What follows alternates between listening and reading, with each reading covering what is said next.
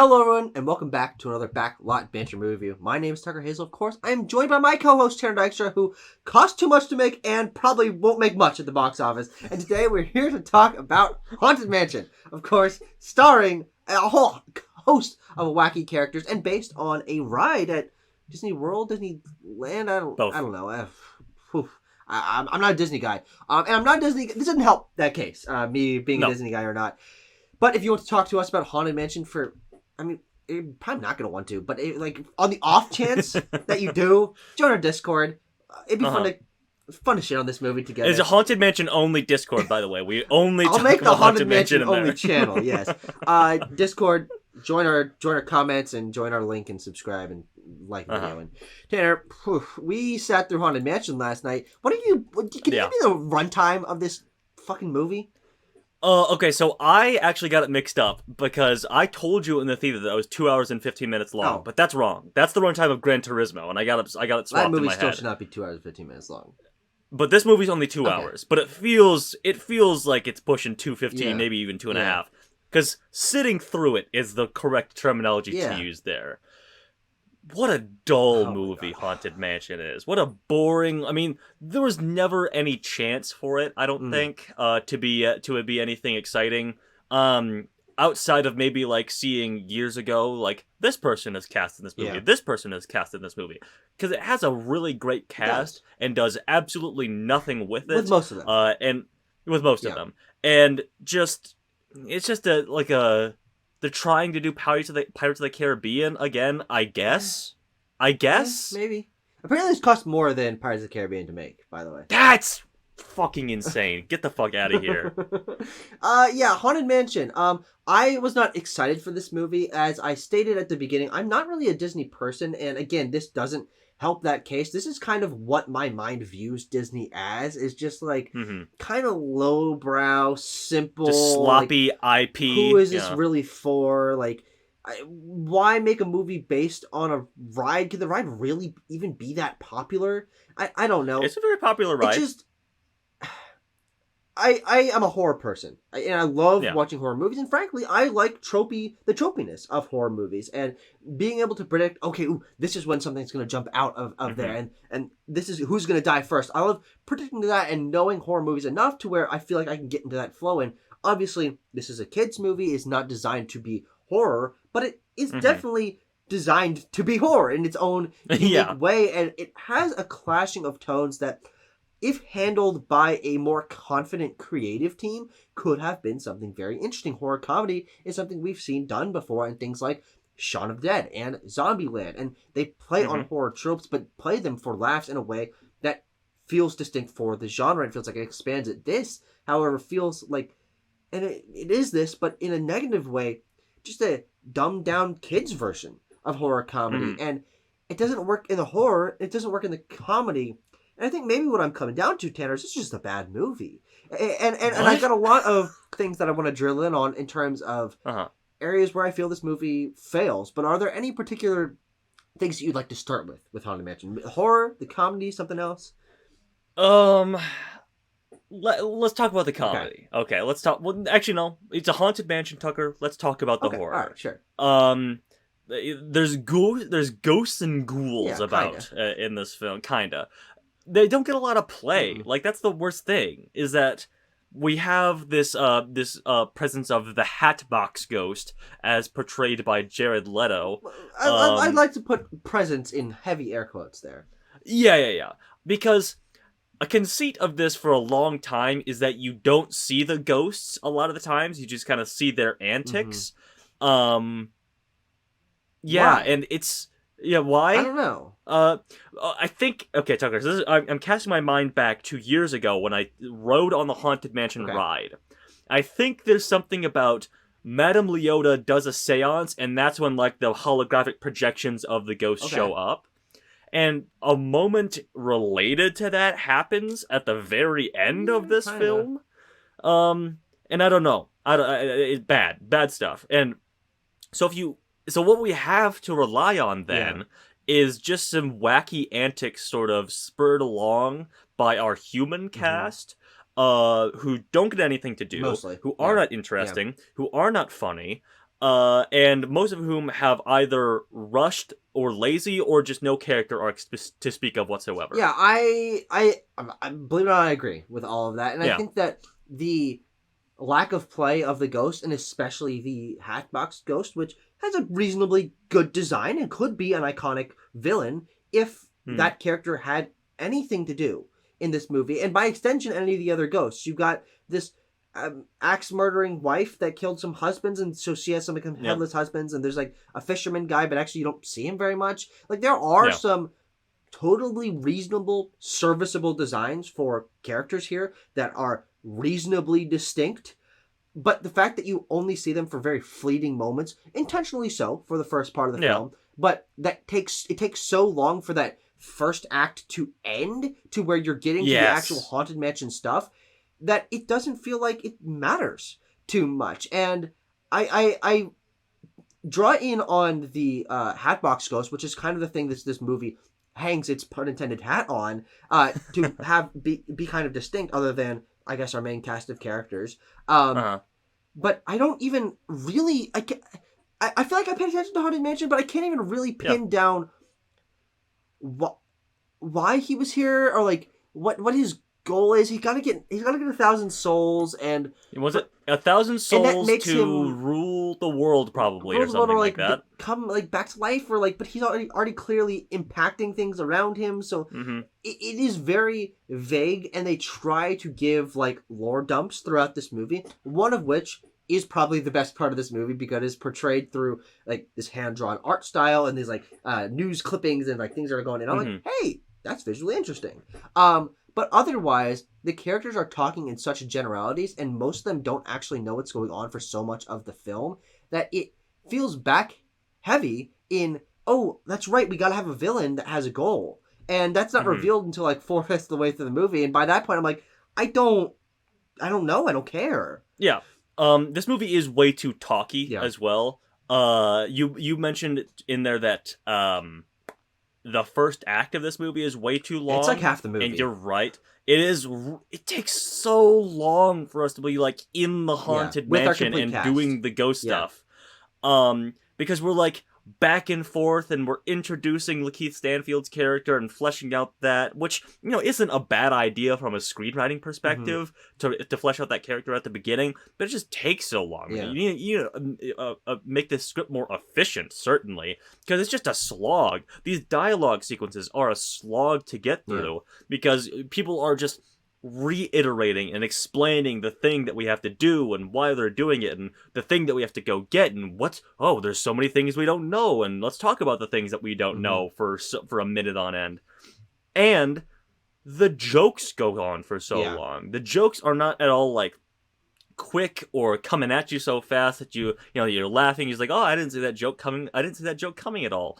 And when they do tell a joke, they feel the need to explain it as well, which is the cardinal sin of modern comedy, I think, is the need to something funny happens or something odd happens, and then a character says, well, that was weird, or they make some joke at the expense of that thing. Is like, whoa, that egg just flew out of nowhere.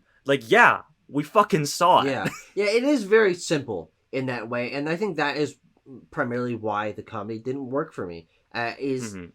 Not only are these actors, who are across the board very good actors, as we've seen in other things, not given a lot to work with, but the stuff they are given a lot to work with is repetitious. It is over-explaining. It kneecaps its own comedic potential by explaining itself, as you were saying. And I want to talk a little bit about this cast that we have, because, again, I've seen all these actors in other things, and I've liked them quite a bit in other things. And I also know that a lot of them have really good improv skills for comedy. But this movie is very scripted. It's very, a boardroom guy wrote this to get a giggle out of kids, and we're going to get to some great comedic actors like Danny DeVito and Owen Wilson and Tiffany Haddish, and these are people that I know. Tucker, I have to throw up a flag. A boardroom guy did not write this. A boardroom woman wrote my bad. This. A boardroom team, maybe it's just one writer, actually?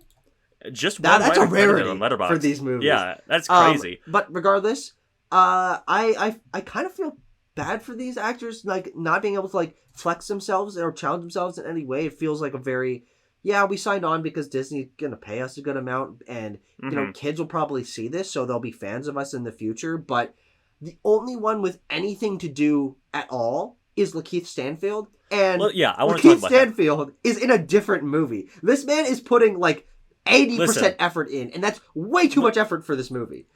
LaKeith Stanfield is one of our best working actors, okay? And despite the material and despite the lack of style and aesthetic that Haunted Mansion has, he is as good as you can expect him to be in a movie like this. Yeah, actually, he elevates the material. He absolutely does. For sure.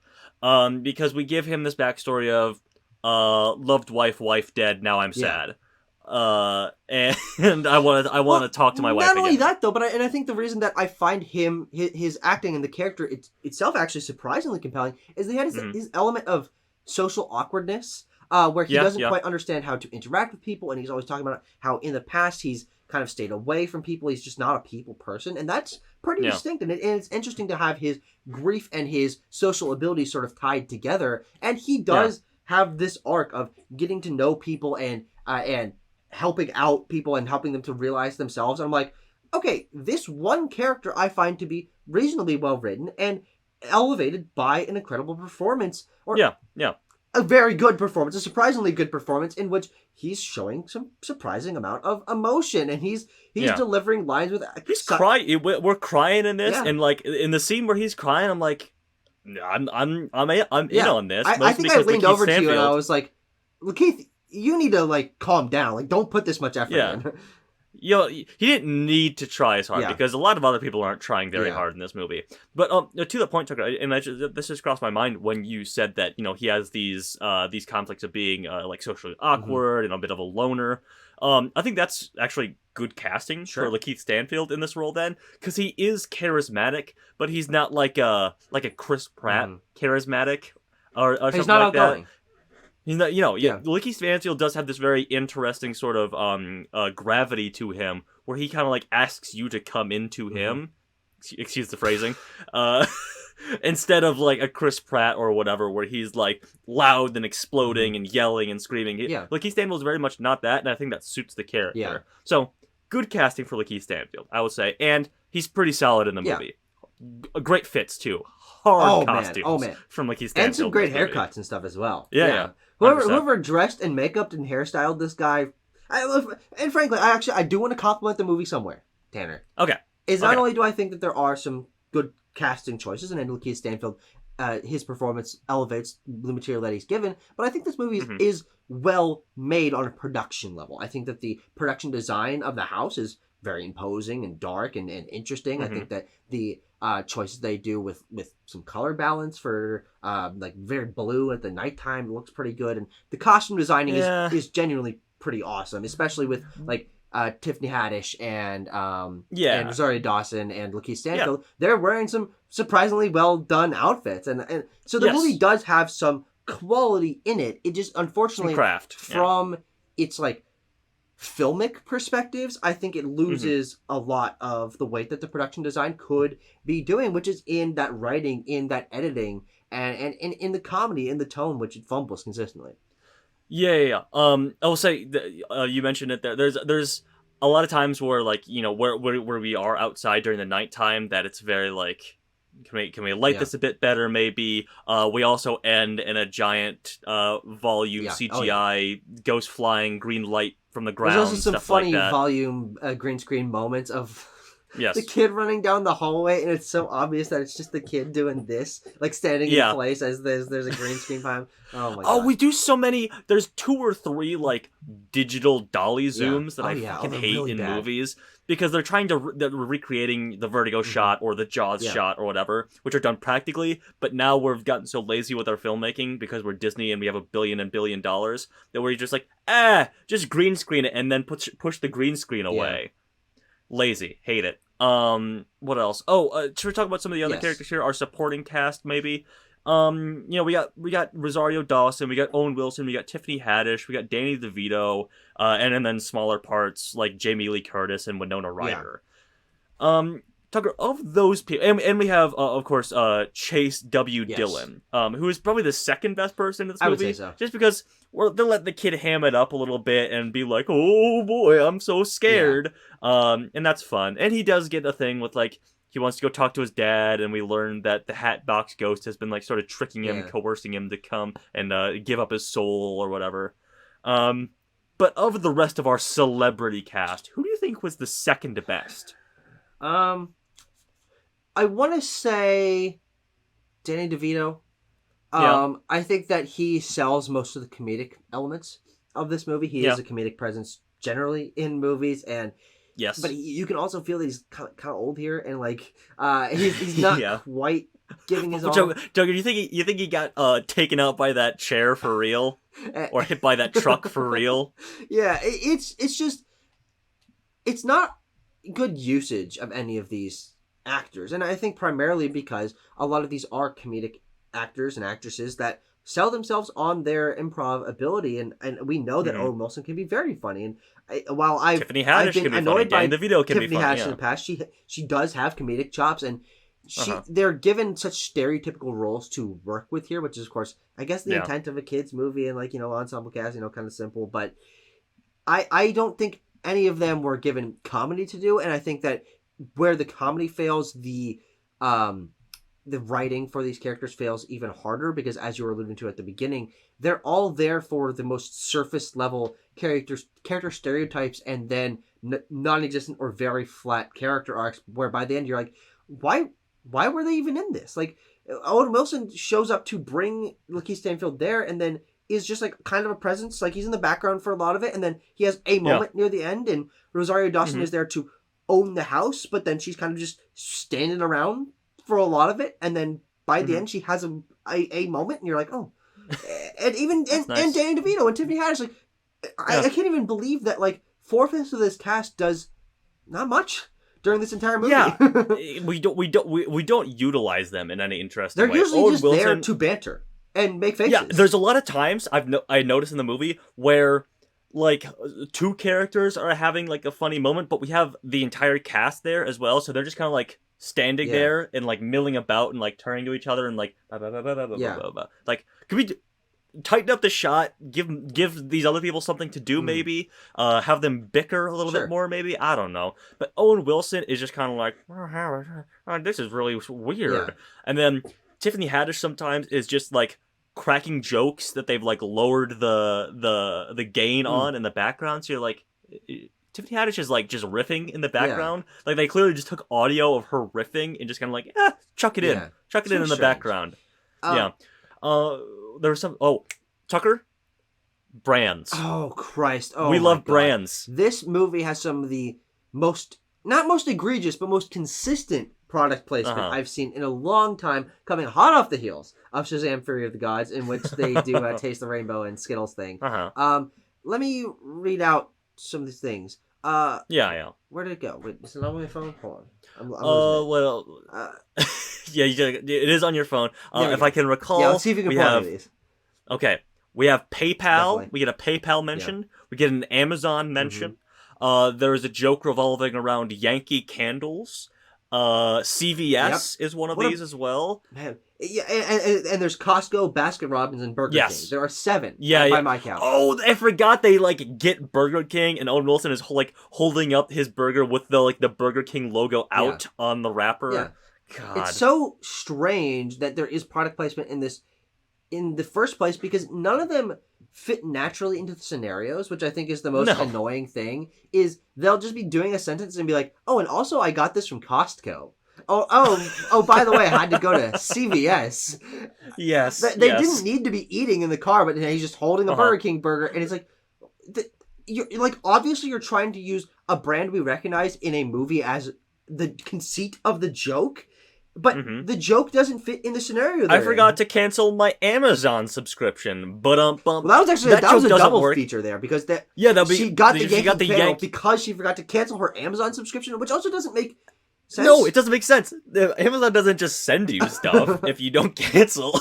It's so bizarre, and it does lead to this feeling very corporatized and very boardroom created, and like just designed to be IP fodder to release in the theater. And I think that is a problem in and of itself, but I do want to drill in on one final filmmaking element I think this movie does very terribly, which, as we were alluding to earlier with it feeling long and confusing and very jumpy, is the editing. I think this movie is very, very poorly edited. And not necessarily within specific scenes. It's totally serviceable there. But in terms of editing between scenes and cross-cutting between scenes, it does a lot of weird things where the script and the editing combine to be like, why are we doing this? How did they come to this conclusion?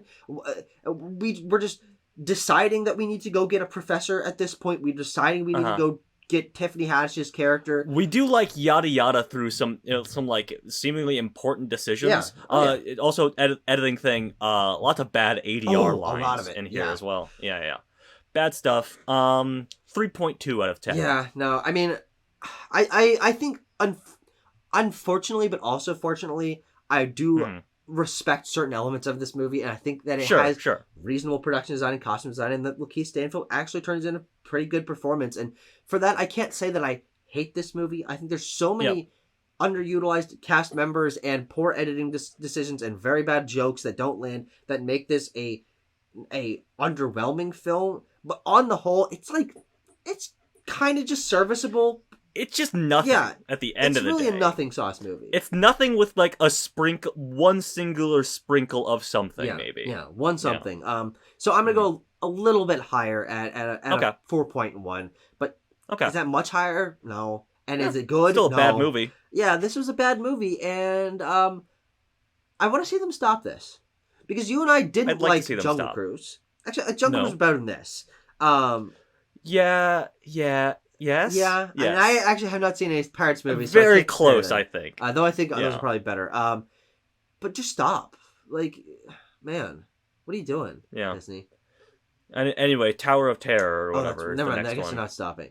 And the unrelenting flow of live-action remakes is still on our way, so... That's true. Yeesh. But this is part of our cinematic diet, and I still enjoy talking about it in terms of the content that we're given here in modern blockbuster filmmaking. But this will not bust any blocks. It's going to lose a fuckload of money for them. 100 years of Disney, and they are celebrating like no tomorrow. Oh, yeah. Well, we'll see you guys for hopefully better movies in the future. Yeah. And on a positive note. You going to goose yourself a little bit? Oh, yeah. I might as well do the same. We're going to be talking This is going to be like a 6-hour review. Yeah. So much to say. Breaking down each character arc, each setting, each scene. Ready? Hello, everyone, and welcome back to another Backlot Banter movie review. My name, Tucker Hazel. I missed a word in there. My name, Tucker Hazel. Join me, Tanner Dykstra. Thank watching. Review Haunted Mansion movie. Haunted Mansion review bad movie.